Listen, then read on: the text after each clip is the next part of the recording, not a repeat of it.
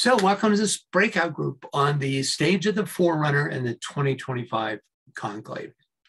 The second half of this session will be an open discussion on the ways that we can, during these last 2.5 years of the stage of the Forerunner, contribute to the ongoing effort being made by the new group of world servers to prepare humanity for this coming conclave. But first, a bit of background. As I said in my introduction, I was increasingly amazed as I researched this, how connected and intentional these conclaves and intermediate meetings were, as if they knew all the way back in 1425 exactly how the whole thing was going to play out until this time. You'll see what I mean as we get into this. So every 100 years, on the 25th year of the century, there is a great assembly of the hierarchy. By the way, these images are just meant to indicate the time period. They're not necessarily directly connected with the conclave. So these conclaves of masters, almost certainly overseen by the Christ, though he never says so specifically, determine the agenda for hierarchical impression on humanity for the following century. I was surprised to learn that only a few of the members of the hierarchy have reached the stage of development that allows them to be a part of these centenary councils. A master's inclusion is, at least in part, determined by their ability to respond to the intoning by Sanat Kumara of what DK simply describes as an O. It is this sound sent forth every 100 years that gathers together those masters capable of responding to the sound into the council. We might guess that the ability to respond to this Shambhalic sound aligns them with Shambhala, with the planetary will, which then informs whatever plans are determined to be appropriate for the coming centenary period. Though not informed by this great sound, there is also a council held on the 75th year of each century, which plants the seed for the conclave that follows. The purpose of all these hierarchical gatherings was and is stimulation of humanity through some form of redemptive energy in order to activate specific levels of consciousness. So let's take a look at the great assemblies that occurred prior to the one fast approaching, so that we might get a feel for the significance of the coming 2025 conclave. During this presentation, I will be emphasizing the causal influence on these conclaves of the sequential manifestation of the rays as shown here. Okay. We tend to assume that the hierarchy has always been with us, but this is not the case. DK tells us that, quote, when the hierarchy withdrew behind the separating curtain in Atlantean times, it marked the beginning of an interlude of darkness, of aridity, and a cycle of blank abstraction, which persisted in its crudest form until 1425 AD. And since then has sensibly lightened until we reach the year 1925. Of course, you know, all of his writings, well, not all, most of his writings came after that conclave. In the years before 1425, only the sixth ray was in manifestation. So what happened during the first great council held in 1425 that allowed for the reemergence of hierarchical influence? According to DK, there was a significant shift in human consciousness that allowed for a group of masters to, quote, go out into the world, which led to what he calls a reconfiguration of the initiatory process. A key factor in this shift was the reintroduction of the influence of the third ray, the ray of active intelligence. By the way, whenever there's a reintroduction of the ray, the way I show that is to put it in bold and larger number here. These are the rays in manifestation. Another momentous event was the reintroduction of the great invocation for hierarchical use, not yet for use by humanity. That wouldn't come for over 5 centuries. DK describes hierarchical use of the great invocation as a, quote, very real tool for world advancement. The great invocation, we're told, is actually thousands of years old, but was first intoned during the Aryan race by the hierarchy during this conclave of 1425 and has been used ever since. This set in motion a sequential unfolding of shambolic and hierarchical stimulations, consciously designed to prepare the way for the hierarchical externalization to be initiated during the 2025 conclave. Somebody's mic is on. There we go. As we know, the urge to synthesize emanates from Shambhala. Permission for the inflow of this force was given to the conclave of 1425, though it didn't begin to manifest until the 18th century, when unification of the city-states that formed countries like Germany and Italy began to take place as a direct result of this shambolic downflow. And this is the usual pattern. An energy is introduced through a conclave and or an incoming ray, and they're closely connected, seeds itself in human consciousness, develops, then finally manifests, sometimes hundreds of years later, sometimes not so much later. Okay, there are no references to the Intermediate Conference of 1475, though all you have to do is look at history to see that there was an obvious further stimulation of creative activity, as demonstrated by the incarnation of a group of extraordinary artists led by the fourth ray master, Leonardo da Vinci. There's only one rather cryptic reference to the conclave of 1525. During this conference, the gathered masters recognized the need to hasten the incarnation of a specific group of souls in order to deal with quote unquote, certain difficulties. Very cryptic, but it shows the power of the hierarchy to stimulate incarnation. During the 1575 conference, it was decided, probably as a result of the start of a new second ray cycle, to more frequently monitor the quality aspect of humanity. Think about how subjective this is. More specifically, to shorten from every 1,000 years to every 300 years, the interval between those periods when the masters employ what DK calls a gauging process. They turn their attention to humanity. He doesn't, specify exactly how this happens, but and gauge this this quality aspect. This happened because humanity was becoming increasingly sensitive to spiritual stimulation under the new second ray influence, resulting in a greater ability to assess the nature of their own personalities. DK says, this is, of course, not apparent to you on account of your day-by-day consideration of each other.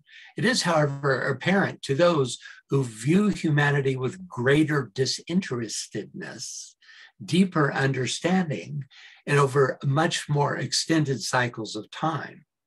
The result of this more frequent watchfulness on the part of the hierarchy has been showed in the confidence with which the masters have undertaken to prepare people for initiation.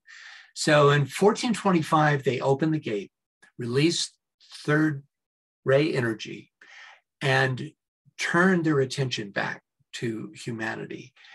In 1575, 150 years later, they increased that contact, what he calls more frequent watchfulness. The new cycle of second ray energy begun in 1575 began to manifest in 1625 as a widespread spiritual awakening, we're told, thus allowing the conclave of that year to begin stimulating educational institutions, which in turn broke down the centuries-old hold of church authority. This stimulation was possible because, and it was done through the agency of, an unprecedented release of radiation from the soul realm, which penetrated the aura of humanity and thus permanently influence the outer world of human expression. The seed that resulted in this release of soul realm radiation had been planted by the energy of the new second ray cycle, started in 1575. 1625 also marked the zenith of sixth ray influence. The waning phase that followed, like the waning phase of a lunar cycle, brings out the regressive qualities of the sixth ray. DK says, suffice it to say that the sixth ray people are the reactionaries, the conservatives, the diehards, and the fanatics who hold on to all that is of the past and whose influence is potent to hinder the progress of humanity into the new age. Their name is Legion. They provide, however, a needed balance and are responsible for a steadying process which is much needed in the world at this time. The only event mentioned for 1675 is that it marked the start of the seventh ray cycle, which DK tells us stimulated and enhanced the activity of all fifth ray nations. Well, France, which has a fifth ray ego, was at its zenith through the stewardship of Louis XIV, the Sun King, a name in perfect sync with the esoteric motto of France, I release the light. The energy sent forth during the conclave of 1725 ushered in the beginning of modern civilization, leading humanity into a new era of culture, as well as a recognition of its essential freedom. In fact, one of the masters who spoke during this conclave warned about introducing any stimulation that might impinge on humanity's free will, saying, we must refuse to ponder on the energies released upon the plane of earthly living, for fear that counter energies issuing from the center where they dwell, may negate the truth of man's free will. You could see the fine line they have to walk between the stimulation and then the focus, the pondering on that would then impinge on humanity's free will. It was also at this time that the group of souls stimulated during the 1525 conclave actually incarnated, resulting, we're told, in the introduction of modern science as well as sexual and proletarian revolutions. DK says, these incoming souls have, through their highly developed understanding and by means of their self-willed power, frequently wrought havoc in various directions. However, if we could look on, as can those on the inner side, and if we were in a position to contrast the light of humanity as it is today with what it was 200 or 300 years ago, we would recognize that enormous strides had been made. This one made me now laugh a little bit because he says, if we could look on, when of course he is one of those who is able to see on the inner sides. Okay, you know, just these tantalizing brief glimpses is all we get. You know, he didn't write a book on the nature of the conclave. That would have been a great one, but it, you know, wasn't high enough on the agenda to make it to press. But you can extrapolate somewhat from what he does say about these. 1775 marked the beginning of the Ray 5 cycle, bringing with it the science of the soul and a further emphasis on modern educational systems. The only event described as coming out of this intermediate conference is the planting of a seed within humanity that will gradually reorient us towards the destruction of all that stands in the way of a united humanity. Very similar to that seed, to where the city-states started having the urge to come together into nations. This is a shambolic impulse, right? That is a long-term plan. The seed, we're told, is still growing and will not fully blossom for many centuries to come. One effect of this new stream, which was and is almost certainly energized by the new fifth ray energy, has forced the hierarchy to readjust itself to a much closer cooperation with the, quote, human center of life and purpose. You know, again, another step towards humanity, you know, and adjusting the link between humanity and hierarchy. Both fifth ray France and the second ray United States, well, we all know how they responded in 1775, right? Revolution. The fruit of the conclave of 1825 was a great outpouring of Christ consciousness into the world. The spirit of love was sent out at the peak of the second ray cycle. When it's in blue, it suggests that it's at its peak, and it's like a full moon, you know, relevant to that time, like the full moon is. And DK tells us whose gradual decrease, the second ray cycle's decrease, was later partially responsible for the world wars. This high watermark of second ray influence enabled the organizations of groups founded on right motive, such as the labor movement, and a number of philanthropic enterprises.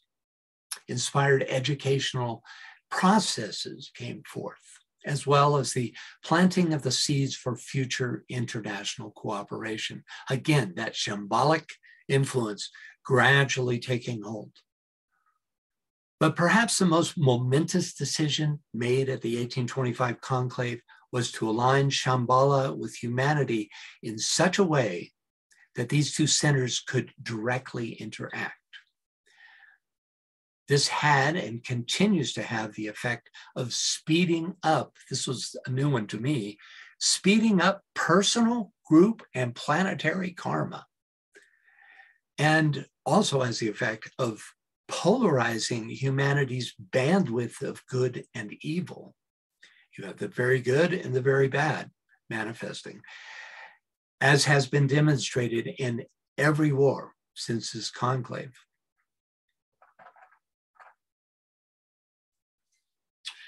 You know, sometimes these events seem to me like a releasing of the energy of that time. You know, I mean, if you think of Ode to Joy, you know, in Beethoven's Ninth Symphony, the last movement, and what a perfect celebration of the second ray at its mid-cycle, you know. Of course, you know, he was stone deaf when he conducted this. Okay.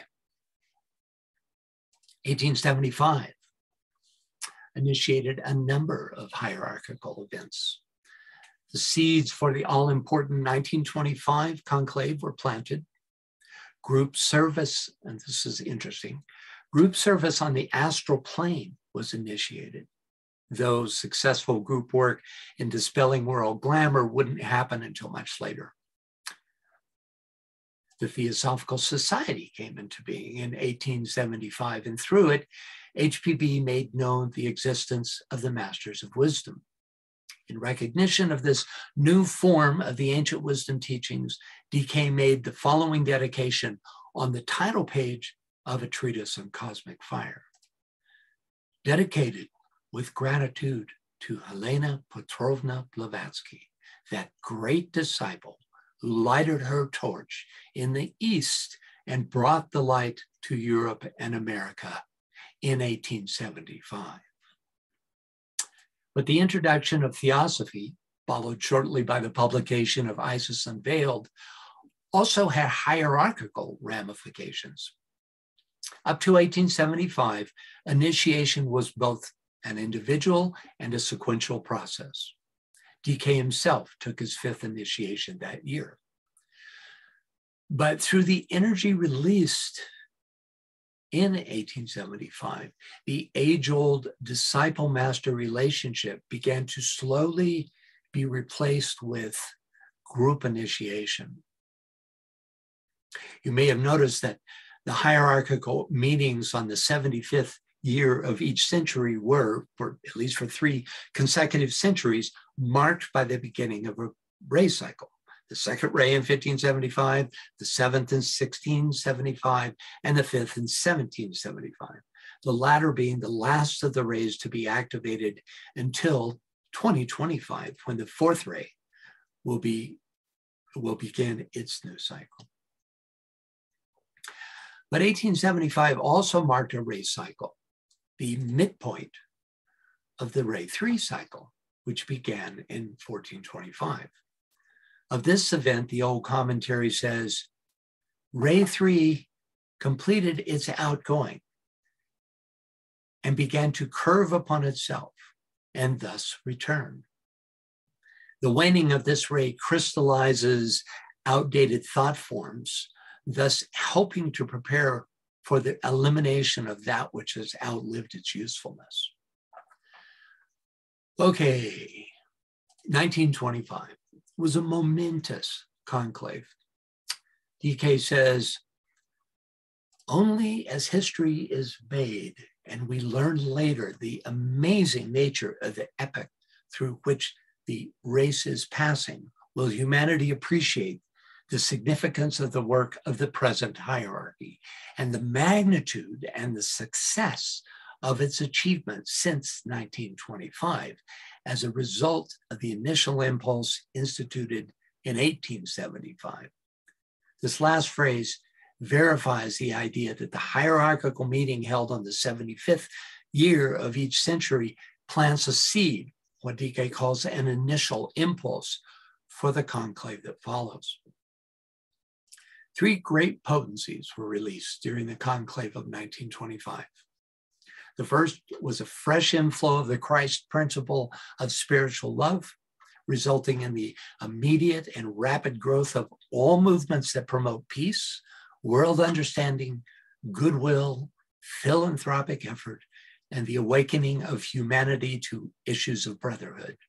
The second was the stimulation of the principle of relationship, leading to an increased development of all methods of communication, such as the press, radio, and the ever-advancing forms of travel. We can surmise that this same outflow was later responsible for television, the computer, and the internet. The objective of this second outpouring was to bring human beings closer together and thus outwardly parallel the developing inner spiritual unity. The third potency was to outwardly direct the forces from Shambhala, thus acting on a decision made during the 1825 conclave that enabled Shambhala to have a direct connection with humanity. This direct link has only happened twice before, once during the third or Lemurian root race 21 million years ago. And the second during Atlantis to aid the lords of light in their struggle against the dark brotherhood. This great triple energetic outflow was made possible by the fact that in 1925, we're told, the location of the entire hierarchy shifted from the higher mental levels to the Buddhic plane, thereby allowing for a direct and unimpeded etheric reception of shambhalic energy by the hierarchy. Concerning this shift, DK says, this is one of the significances of the words which we read in the New Testament that, quote, the veil of the temple was rent in twain from the top to the bottom, a symbolic way of expressing the unveiling of an unimpeded channel. There were many effects from and expansions on this threefold outpouring. For example, in 1925, DK and other senior disciples in the major ashrams began to form subsidiary ashrams, probably in the nature of sub-ray ashrams. The publication of a treatise on cosmic fire in 1925 stands on its own as one of the most important effects of the 1925 conclave. DK says, a treatise on cosmic fire will stand as the major and most far-reaching portion of the 30-year teachings. It was also during this time that AAB initiated the Arcane School. Okay, another effect of what DK calls the emergence of a structure of truth and a paralleling responsiveness of the human mechanism, which will eventually allow for the next staging of the teachings of the ancient wisdom.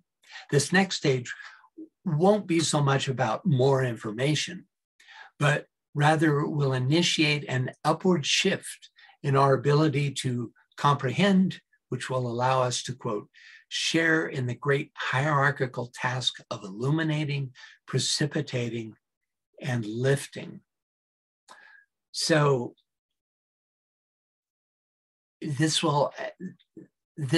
dispensation, this third dispensation, which he mentions a few times, it's not going to be another series of books, maybe, or if it is, it will be accompanied with a form by which we can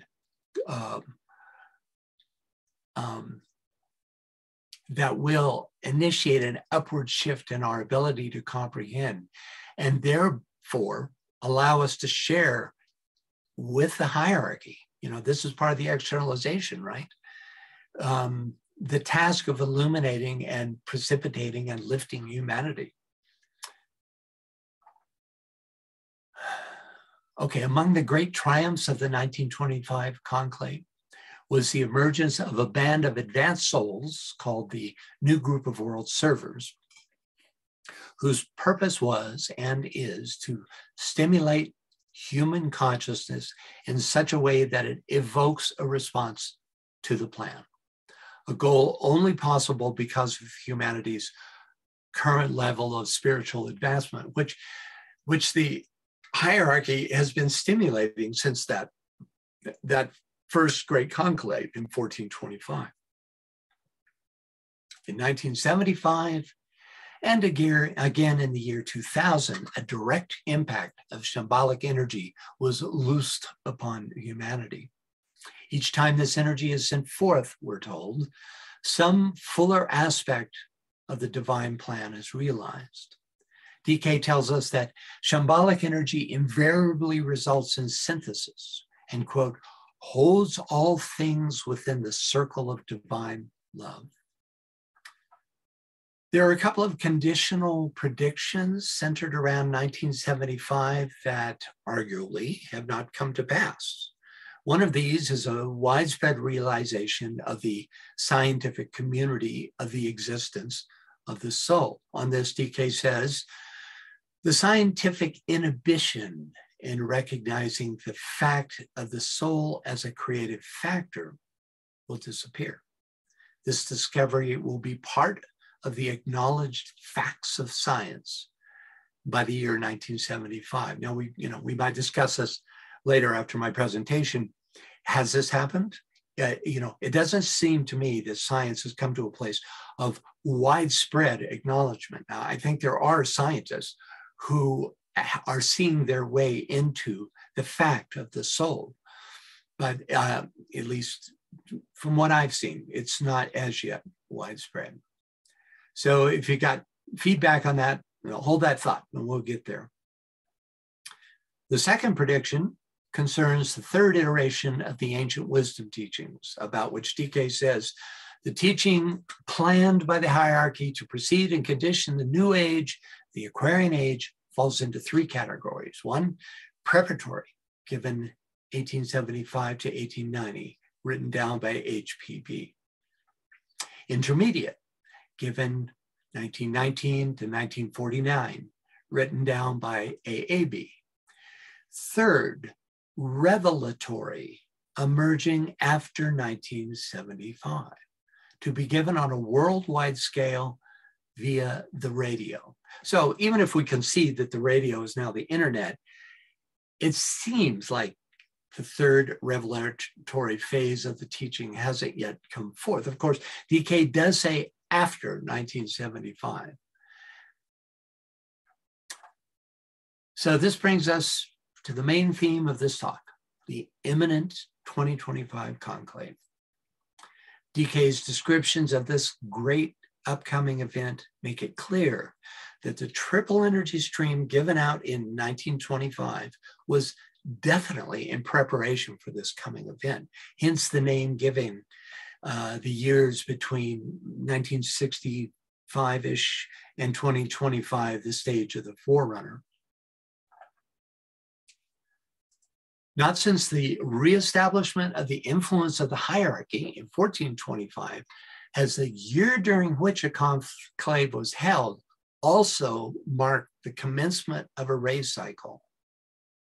We can't know the exact significance of that, but when you consider that the hierarchy withdrew the veil in 1425 and started once again sequentially interacting with humanity, and then what's promised in 2025, which is the externalization of the hierarchy, well, you see the link. So, and that could have something to do with the fact that a ray cycle begins at that time. All the other rays began their cycles on the 75th year of a century, and thus acted as at least part of the seed energy for the conclave that followed. But 2025 will mark the beginning of the fourth ray cycle, the ray of humanity itself, though we're told it will only come slowly into manifestation. This will bring into activity the sixth and seventh rays. No, I'm sorry. This will bring into activity the sixth of 7 rays, leaving only the first ray out of manifestation. 3 rays on a waning cycle, and 3 rays that are either been initiated or are on their waxing cycle. The idea of a manifested 6, energized by a hidden 7th, especially considering that it's the first ray, is found throughout the ageless wisdom and mythology, and can be illustrated in sacred geometry, both through a 6-pointed star with its hidden midpoint, and the cube with the 6-faced cube representing a vehicle of manifestation for the hidden 1 at the center. 6 manifest rays, 1, the first unmanifest. We find the linear version of this in the way DK illustrates the subplanes of the cosmic physical plane, with the uppermost subplanes representing the unmanifest source of the 6 manifesting subplanes beneath it. So, a study of the conclaves and of the intermediate periods between them suggests that the influence of these ray cycles not only determines the nature and quality of the conclave's agenda and subsequent outpouring, but also that these ray potencies are algorithmically cumulative, which suggests that the 2025 conclave will be the most potent single dispensation of them all. In support of this assertion, I would point out that when a ray is in manifestation, the ashrams associated with that ray are able to more effectively influence humanity. Thus, in 2025, there will be more ray and sub-ray ashrams affecting humanity than at any time in human history, at least going back to Lemurian times. All this sets the stage for the externalization of the hierarchy, which in his book of the same name, DK predicts will begin to occur in 2025. Okay, the fourth ray will begin its cycle, bringing with it certain inevitable changes, and the conclave of 2025 will take place. But what is decided there will, at least in part, will be determined by humanity's ability to come into awareness of a series of what DK calls required recognitions during the stage of the forerunner, of which there are only 2.5 years remaining. And these three points of recognition were mentioned in one of the webinars today. Because it goes right to the heart of the subject, let's read about these three recognitions directly from DK. Above everything else required at this time is a recognition of the world of meaning. That's number one. A recognition of those who implement world affairs and who engineer those steps which lead mankind onward towards its destined goal. That's number two. Plus a steadily increased recognition of the plan on the part of the masses. These three recognitions must be evidenced by humanity and affect human thinking and action if the total destruction of mankind is to be averted. They must form the theme of all the propaganda work to be done during the next few decades until the year 2025, a brief space of time indeed to produce fundamental changes in human thought, awareness, and direction, but at the same time, a quite possible achievement, provided the new group of world servers and the men and women of goodwill perform a conscientious task. Evil is not yet sealed. So, three recognitions must, quote, be evidenced by humanity and affect human thinking and action if the total destruction of humankind is to be averted. Since so much depends on these 3 points, let's take a closer look. I'll talk a bit about the first required recognition and then open the floor for discussion. So, first, a recognition of the world of meaning. I was surprised to find that there are well over 100 instances of the term world of meaning in the blue books, like 120 or 30. As anyone who reads DK knows, his use of words is very specific, often meaning something either quite different or entirely different than they do in normal English usage. And so it is with the phrase world of meaning. We might think, oh, you know, you read a good book and it has meaning, it has inner meaning, you know, like characters developed, and that's to portray some inner meaning. That's not what's meant here. So just to give you some sense, I looked at these 100 instances, and these were some of the bullet points that I came up with that kind of define what DK meant about the world of meaning. DK tells us that the Christ externalized the mysteries by revealing to us the world of meaning. So it's a process of externalizing the mysteries. Second, let's see. Oh, I missed the slide there. I got too much into what I was saying. Second, DK teaches us that the world of meaning stands in a causal relation to the world of outer phenomena. And third, the intuition is to the world of meaning what the mind is to the three worlds of experience. This came out different when I went into play mode here, but this is the world of meaning. You can see the dark lines around this. And then down here is the world of outer expression. So this is meant to compare these two fields, right?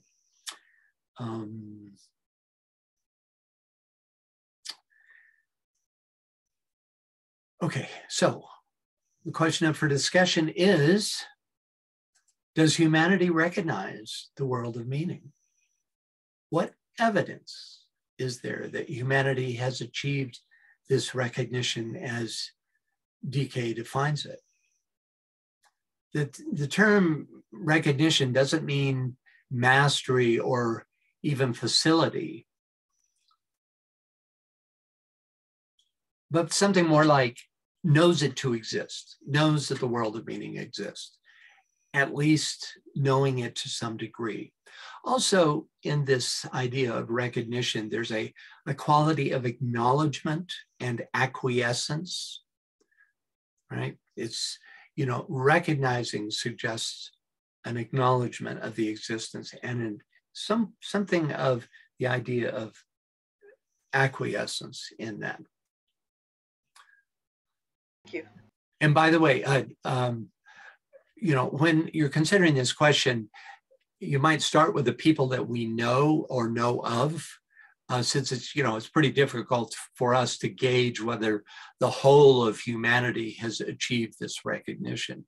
I also agree that, you know, there's great swaths of humanity do to some degree recognize the existence of causal planes of reality that is the source of our true being. They probably wouldn't use these words, and they may not even be able to articulate their recognition, but that doesn't mean it doesn't inform their lives. You know, you can't expect the population of the world to take up theosophy and therefore have our language. That's, you know, we were doomed from the beginning if that's the requirement.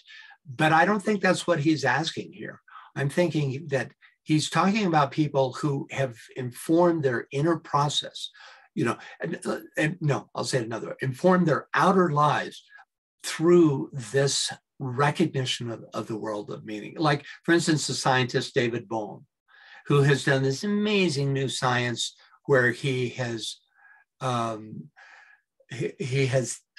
documented the fact that the observer directly influences the outcome of scientific experiences, and also many more than that. I can't go into it here. But the point being, relative to this, is that I think all of that is informed by his intuitive understanding of the world of meaning. He divided phenomena into the implicative and the explicative, or something like that. Sorry, explicative and implicit and explicit anyway, were about just that requirement. But what I'm just going to arbitrarily draw the line here and move on to the second requirement, which is very much like the first.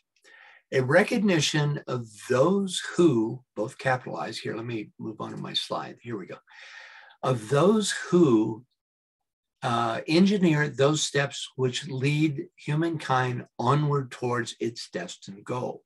You'll notice that the words those and who are capitalized, thus indicating that DK is not talking about people in temporal positions of power, but rather about those on the inner side who influence and lead us. This is not, you know, even enlightened world leaders, even though they may be in connection with those, you know, such as the Dalai Lama, who may actually bridge the gap in both ways.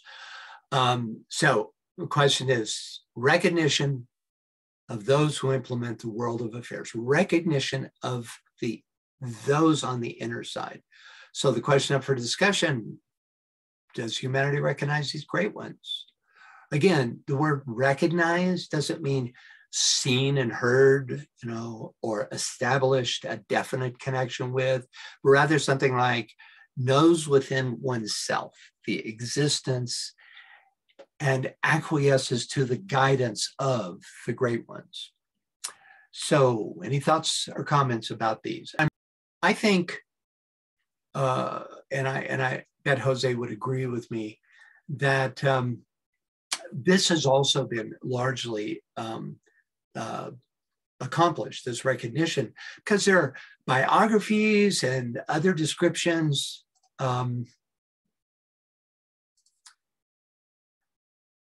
of great masters who have incarnated, like Ramakrishna, Ramana Maharshi, Neem Karoli Baba, and initiates like Mother Teresa and the Dalai Lama.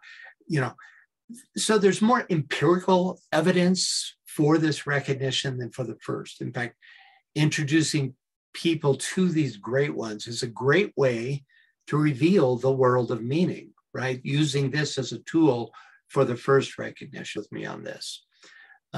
Is there a steadily increased recognition of the plan on the part of the masses? The word masses suggests a pretty widespread recognition.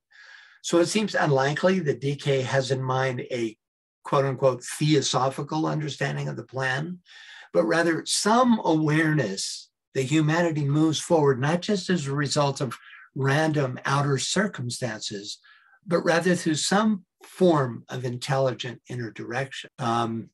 Let's address the elephant in our virtual Zoom room. After listing the three recognitions that must take place, DK says, these three recognitions must be evidenced by humanity and affect human thinking and action if the total destruction of mankind is to be averted. So there's a couple of ways of interpreting this warning of total destruction. Like Atlantis, the Aryan race will be considered a failed root race, and through some hierarchical initiated cataclysm, if we believe the prophecies on the subject, it would be through fire, physical plane existence would be destroyed. But even if this happens, if the Atlantis model is followed, we might presume that there would be a small group that would survive in order to establish the next root race. Also, in accordance with the Atlantean model, the hierarchy would withdraw behind a separating curtain for tens of thousands of years, just like it did at Atlantis times, until the new root race was established. Frankly, I'm puzzled by the absoluteness and the severity of this prediction. I don't question its veracity. I'm just puzzled by it. First, the agenda for the 2025 conclave was upgraded due to the fact that humanity was, as a whole, so ready, right? They said human beings as a whole are so loudly evocative, right? And so they upgraded their plans. I won't read this because we don't have time. So no, we're out of time. Okay, thank you all. I loved it, but I'm frustrated.